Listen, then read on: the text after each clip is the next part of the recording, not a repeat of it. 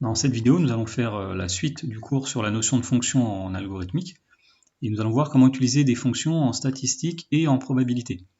Alors tout d'abord, nous allons voir des fonctions qui renvoient un nombre aléatoire. Comment créer un nombre aléatoire en Python grâce à certaines fonctions. Alors pour générer un nombre aléatoire, on va utiliser la bibliothèque random. Donc l'instruction random.randInt a, b donne un nombre entier aléatoire entre a et b. Donc si vous voulez créer un entier aléatoire entre 1 et 10, vous écrirez random.randInt 1,10. Une deuxième instruction à connaître, c'est l'instruction random.random avec deux parenthèses. Cette instruction-là va donner un nombre flottant aléatoire entre 0 et 1. Par exemple 0,425 ou 0,618. Voilà, avec ces deux instructions-là, on peut créer des fonctions qui vont renvoyer des nombres aléatoires. Alors voyons voir un premier exemple. On nous demande d'écrire une fonction qui s'appellera donc simuler, qui va simuler le lancer d'un dé cubique, qui va renvoyer la valeur true, vrai, lorsque le nombre obtenu est un multiple de 3, et qui va renvoyer la valeur false, donc faux, sinon, c'est-à-dire si ça n'est pas un multiple de 3. Alors, une première façon de faire ça, c'est d'écrire la fonction suivante. Tout d'abord, donc on va importer la bibliothèque random, pour pouvoir utiliser les fonctions de cette bibliothèque. Ensuite, on va créer une fonction, donc on commence avec le mot-clé def. Cette fonction-là s'appelle simuler. Alors il se trouve que cette fonction-là n'a pas d'argument en entrée, donc pour dire qu'il n'y a aucun argument à saisir au départ, on met simplement deux parenthèses, une ouvrante, une fermante, collées l'une à l'autre. Donc deux points. Donc les instructions dans cette fonction, tout d'abord, on va créer un nombre qui va représenter la valeur du dé qu'on a lancé, et donc ce nombre-là vaudra random.randInt 1,6, c'est-à-dire un nombre aléatoire entre 1 et 6. Et ensuite, on va tester si ce nombre est un multiple de 3 ou si ça n'est pas un multiple de 3. Donc on va dire if la variable d est égale à 3, ou bien, avec le mot-clé or, la variable d vaut 6. Donc ça teste si effectivement le nombre obtenu est un multiple de 3, puisque les multiples de 3 entre 1 et 6, il n'y a que 3 et 6. Donc dans ce cas-là, si les deux conditions sont vérifiées, eh bien on renvoie la valeur vraie, donc return true. Sinon, si ça n'est pas le cas, c'est-à-dire que si le nombre obtenu c'est 1, 2, 4 ou 5, eh bien on va renvoyer la valeur false, donc c'est que c'est faux. Alors il y a une deuxième façon d'écrire cette fonction, ou en tout cas d'écrire une fonction qui simule de ce type-là. C'est de la façon suivante. Alors le début est pareil, on va importer la bibliothèque random, donc on définit une fonction simulée qui n'a pas d'argument. La variable résultat sera égale à random.randInt 1,6. Donc on va créer un nombre aléatoire entre 1 et 6. Et ensuite, pour dire que ce nombre est un multiple de 3, eh bien on va regarder si, quand on le divise par 3, le reste vaut 0. Donc on va utiliser l'instruction, ou en tout cas le symbole pourcentage, qui permet de savoir si la division par 3 donne un reste nul. Donc si ce nombre-là est divisible par 3, eh bien on renvoie true, c'est-à-dire que c'est un multiple de 3. Sinon, on renvoie false. Alors voyons un deuxième exemple de fonction qui renvoie un nombre aléatoire. Donc on nous demande d'écrire une fonction qui simule le lancer d'une pièce biaisée, c'est-à-dire qu'elle n'est pas équilibrée, il n'y a pas autant de chances d'avoir pile que de face. Et on nous dit qu'elle tombe sur pile dans 40% des cas. Alors cette fonction renverra true si la pièce tombe sur pile et false sinon.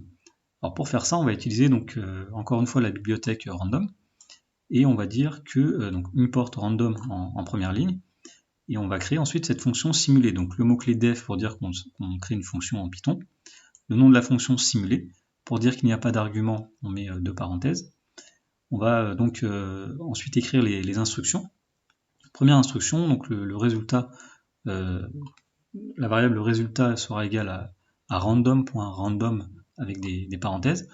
Ça veut dire que la variable résultat contiendra un nombre aléatoire compris entre 0 et 1.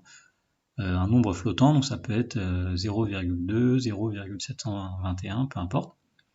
Et ensuite on teste. On teste si jamais la variable résultat est plus petite que 0,4.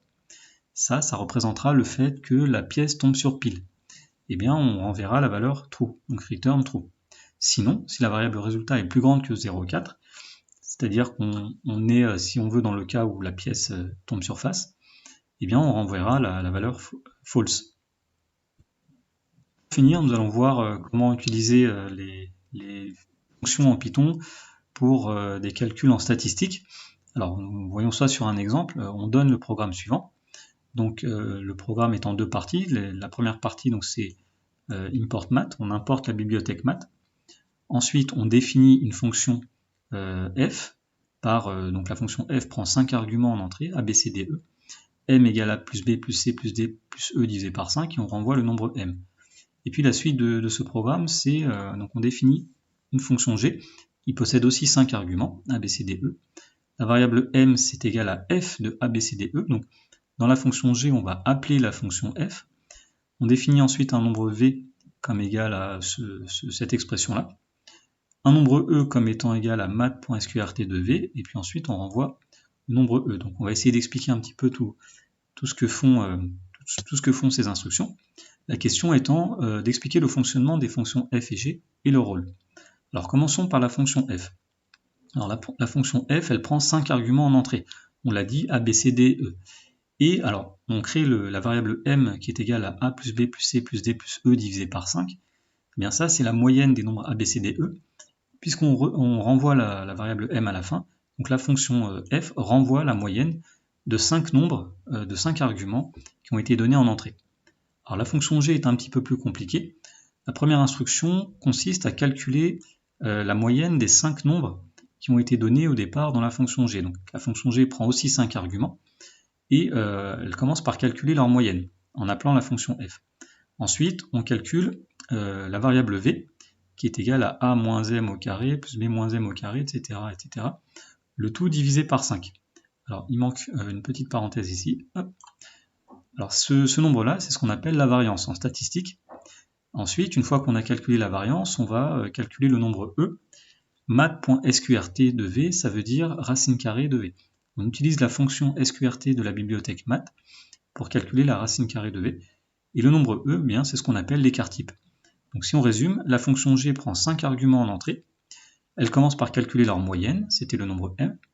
Elle stocke ensuite le résultat, donc dans la variable m, on vient de le dire. Et elle calcule ensuite l'écart type e et renvoie ce résultat.